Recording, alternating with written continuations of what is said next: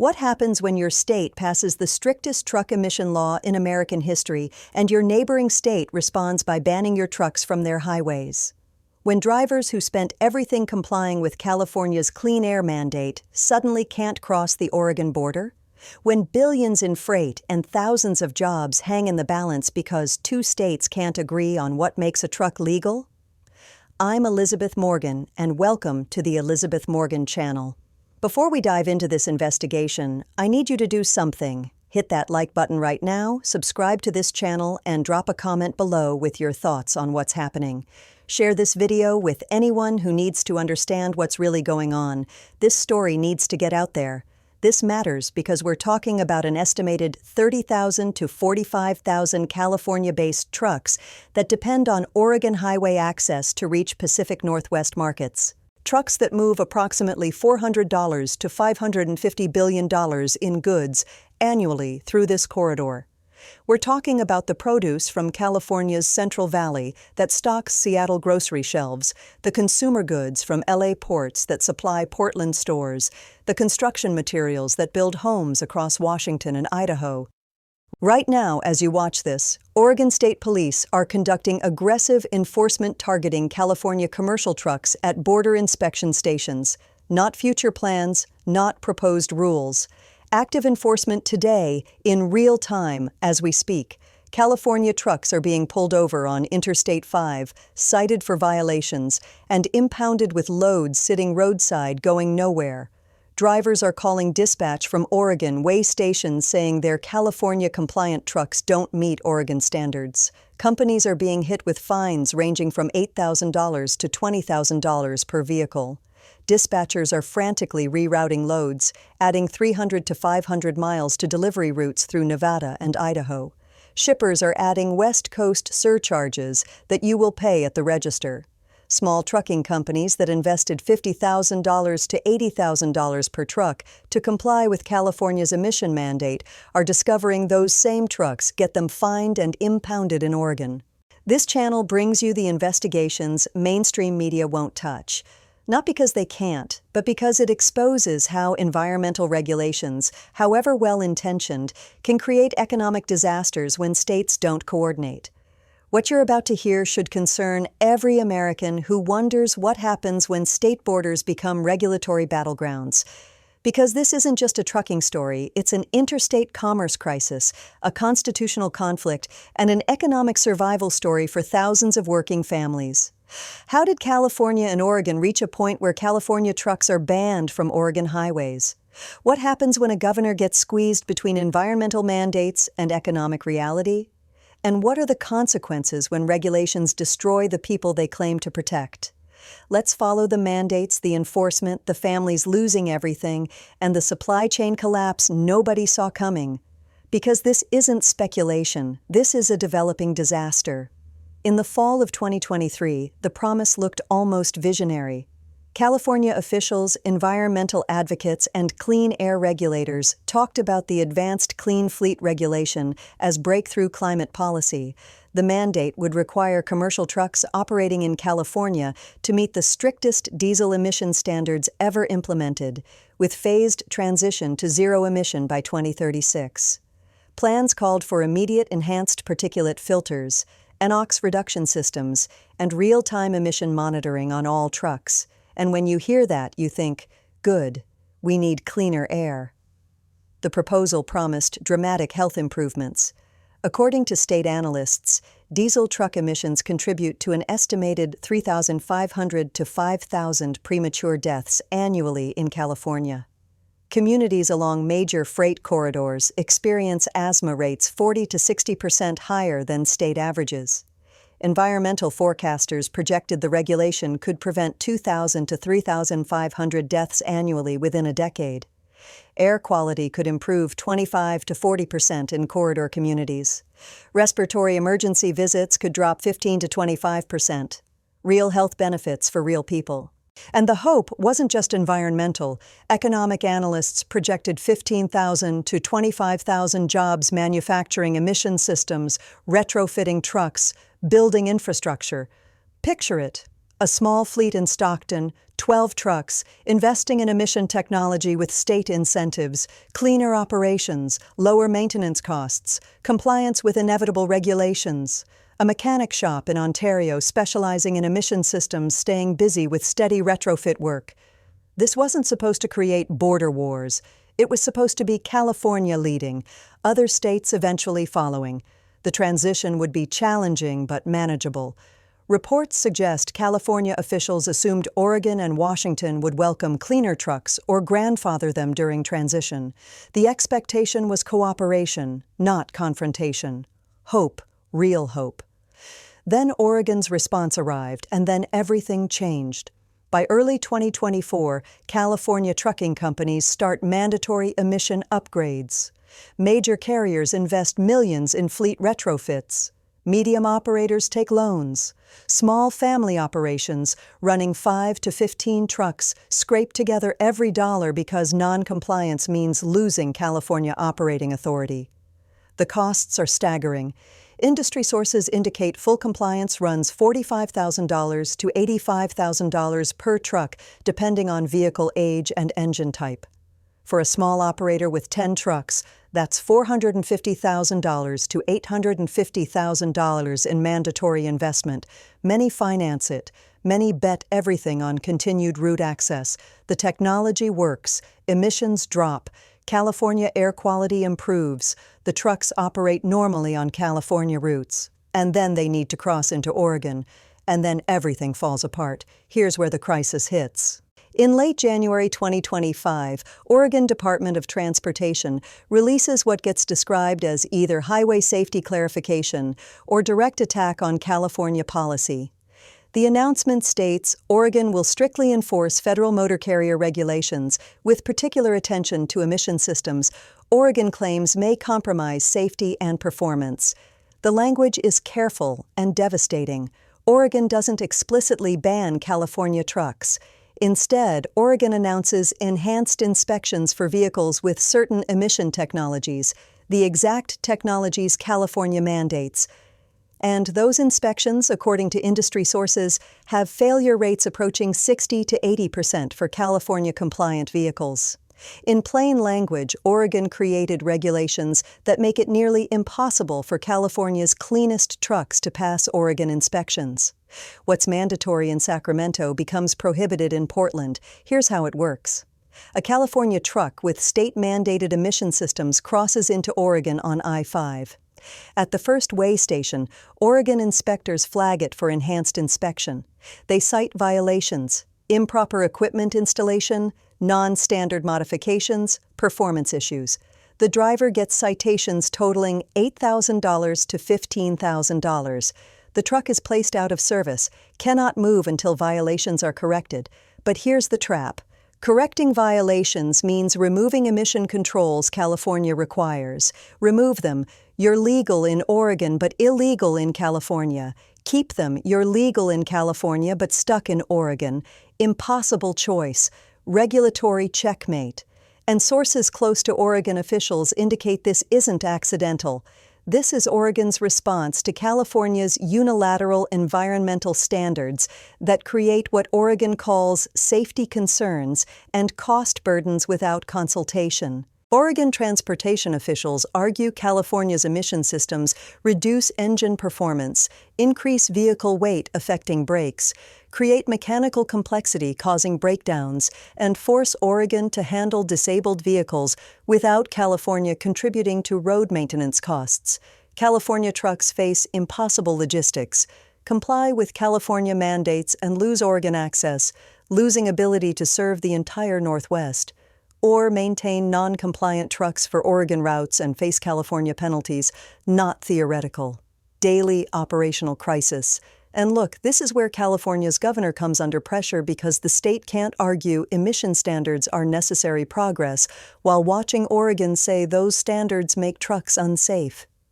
The governor can't defend the regulation without admitting interstate conflicts, can't back down without abandoning environmental commitments. It was impossible. There was no way around it. Stories like this are playing out right now, and they don't start in press conferences.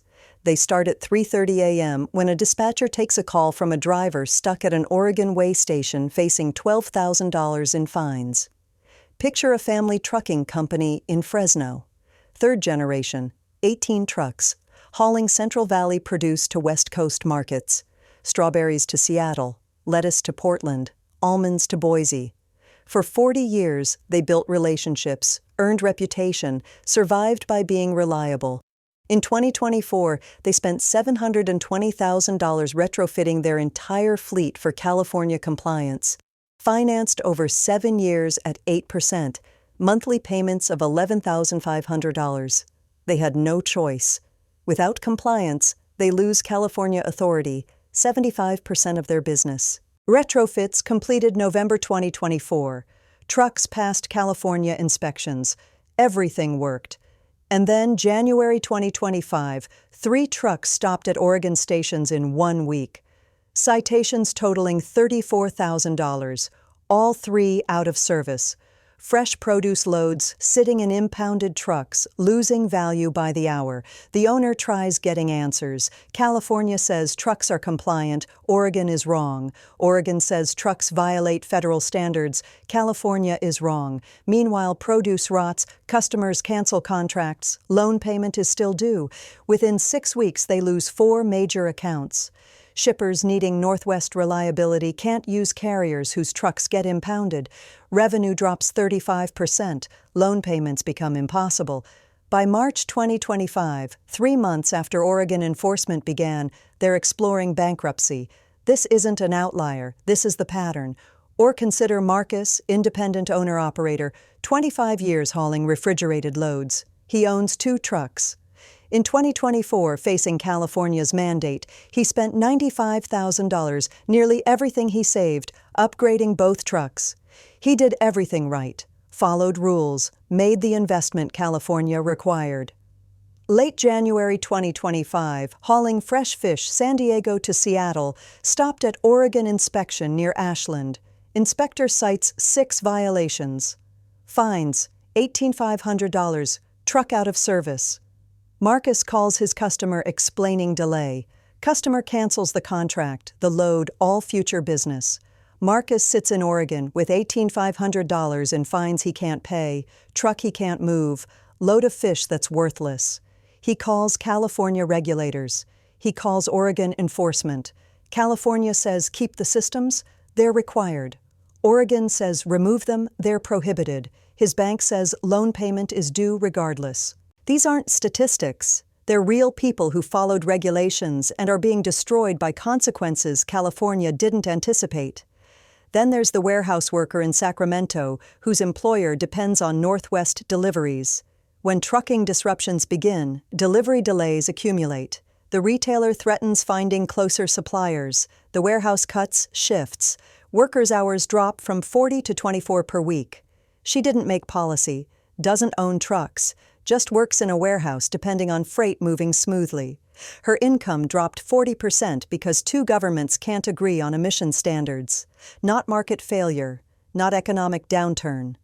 Policy mandates created chaos, destroying logistics networks working people depend on. What remained were empty truck yards, vehicles sitting idle, not because there's no work, but because they can't cross state lines. Dispatch offices quiet because customers won't book unreliable corridors. Families calculating whether they can make mortgage payments after losing decades-long contracts. Not because of industry changes. Because California required systems Oregon prohibits. Now let me show you how this becomes regional economic crisis. Because it's not single policy collision, it's multiple systems failing simultaneously. This is what a perfect storm looks like. While Oregon enforcement unfolds, freight markets react immediately. Shippers don't wait for resolution. They adapt, reroute, add premiums. Those costs flow to consumers. At the same time, capacity tightens. If 15 to 25% of California trucks lose Oregon access, freight capacity drops 12 to 20% on the corridor. And then Washington watches. Reports suggest Washington officials are evaluating similar protocols.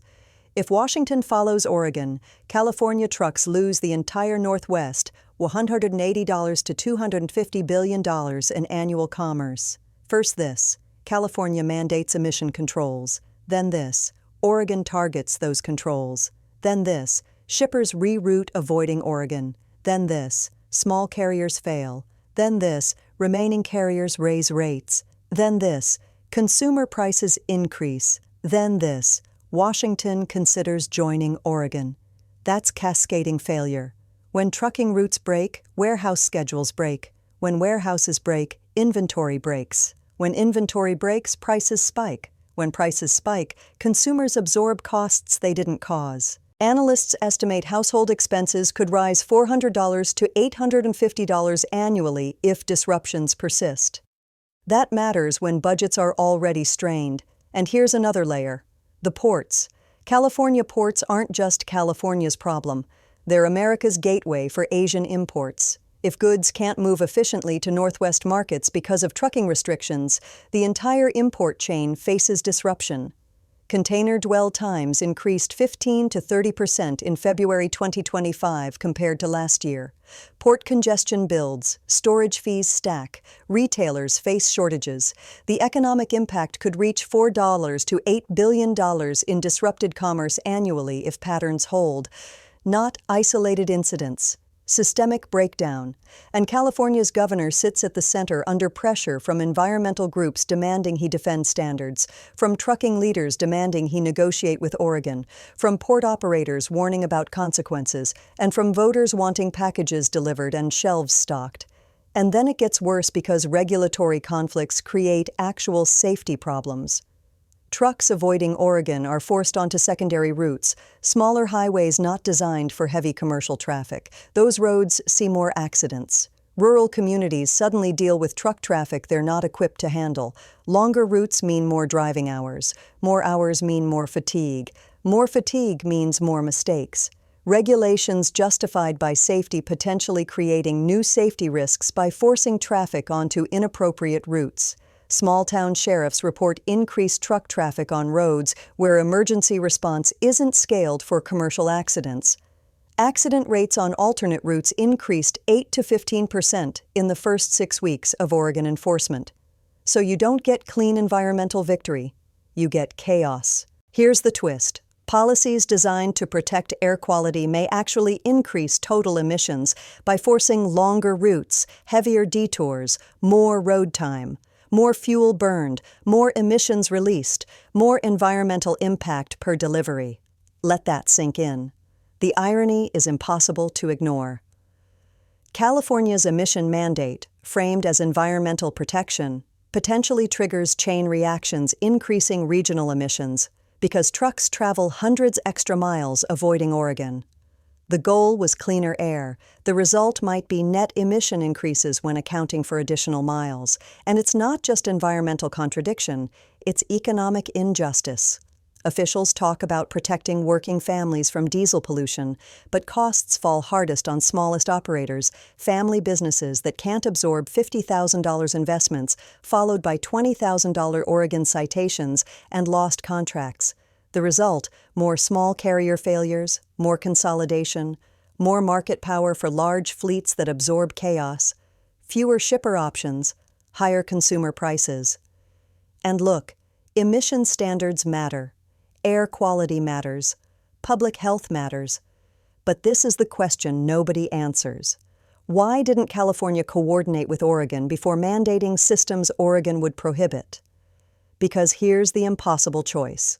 Comply with required regulations and lose interstate access. Or violate California law to maintain Oregon operations and face California enforcement. Either way, they lose. And then officials talk about emergency negotiations, interstate compacts, federal intervention, legal action.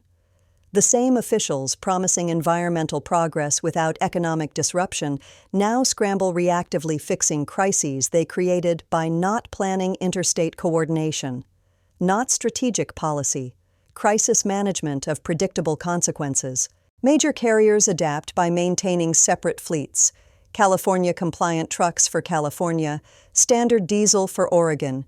They absorb inefficiency, pass costs to customers. Smaller operators can't afford duplicate fleets. They get squeezed. Once they fail, they don't come back. Not temporary setbacks. Permanent exits from industries families built over generations. The contradiction is brutal. Regulations meant to protect communities, eliminate small businesses those communities depend on, consolidate industries, and potentially increase the emissions they aimed to reduce. And that frustration you feel isn't partisan. That's recognition that good intentions without coordination create disasters. By late February 2025, pressure on California's governor doesn't come from one source. It comes from accumulation, compounding crises, real-world costs. Supply chain analysts warn if the conflict continues, West Coast freight costs could rise 10 to 18% within 6 months. Not one-time increase. Permanent structural elevation flowing through every product. Economic forecasters project if Washington joins Oregon enforcement, closing the entire Northwest to California trucks, regional impact could reach $6 to $12 billion annually in elevated costs, lost productivity, supply chain inefficiency. Price analysts estimate freight increases could mean grocery prices up 2 to 5% in affected regions, building materials up 3 to 7%, general merchandise up 1 to 4%. First responders in communities along alternate routes report emergency service strain. Highway accidents previously on I-5 with immediate response now happen on rural roads where ambulances are 25 minutes away instead of 6. Here's what the numbers look like. An estimated 30,000 to 45,000 California trucks potentially affected by Oregon enforcement. Approximately 3,500 to 6,000 small companies facing direct impact through citations, lost contracts, forced route changes. Between 35,000 and 55,000 jobs at risk across trucking, warehousing, logistics if disruption expands. Economic forecasters estimate regional impact could reach $6 to $12 billion in disrupted freight and elevated costs annually. Consumer analysts project pass-through costs adding $400 to $850 to household expenses in affected markets. Not political rhetoric. Your life, your costs, your reality. So here's the accountability question. Will anyone take responsibility? When Oregon bans California trucks over emission systems California mandated, the governor can't hide behind environmental talking points. Oregon officials can't pretend enforcement doesn't devastate families who followed California rules. Federal officials can't ignore constitutional interstate commerce crisis where 2 states impose contradictory requirements. Everyone has a role. Everyone contributed.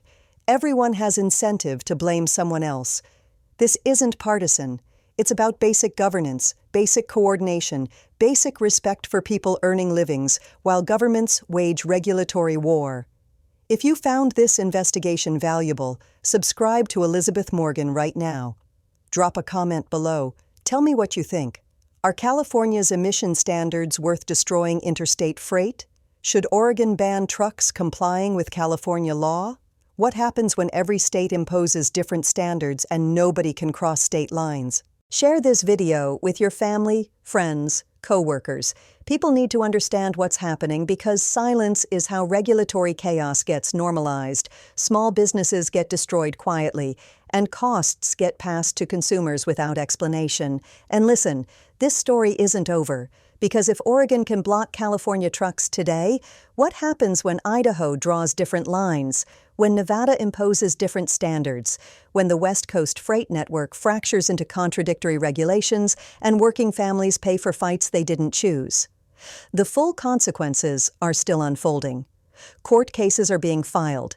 Interstate negotiations beginning, federal intervention being discussed, and whether officials will acknowledge the disaster before more families lose businesses, before more supply chain links break, before more costs land on consumers who had no say in these decisions.